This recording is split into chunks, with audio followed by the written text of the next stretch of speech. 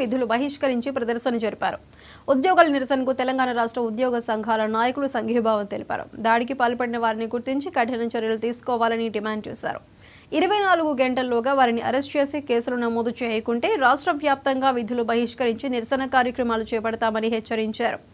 రాజకీయ కోణం ఉన్నా నిష్పక్షపాతంగా దర్యాప్తు చేసి దాడికి పాల్పడ్డ వారితో పాటు దాడిని ప్రేరేపించిన వారిని కూడా గుర్తించి ఏం చర్యలు తీసుకోవాలని కోరారు.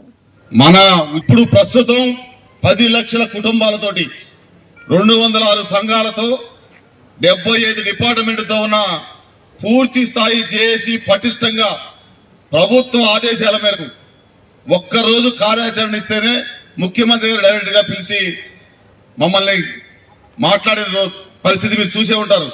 ఏదో ఉద్యోగులు ఓళ్ళలోకి వస్తున్నారు, ఏదో నెడుతున్నాం. మా కలెక్టర్ గారు మంచోడు, ఇక్కడ కూడా ఇప్పుడు సిఐ గారిని పంపించినట్టుంది. వద్దు ధర్నా వద్దు, మన ప్రభుత్వం మన ఉద్యోగులు మన ప్రజలు కొంతమంది ఏదో చేశారు, ధర్నా విరమించి ఇప్పటికి జాయింట్ కలెక్టర్ గారు ఆర్డీఓ గారు 5 సార్లు చెప్పారు, సిఐ గారు ఒక 10 సార్లు చెప్పారు. మనం చేయదలుచుకున్న ఆత్మస్థైర్యం కోల్పోవద్దు. 10 లక్షల ఉద్యోగులు రెవెన్యూ డిపార్ట్మెంట్ సపరేట్ కాదు, ట్రెస్సా సపరేట్ కాదు, డిప్యూటీ కలెక్టర్ సంఘం సపరేట్ కాదు, అందరం కలిసి ఏకతాటిపై ఉన్నాం. సహనం పాటిద్దాం.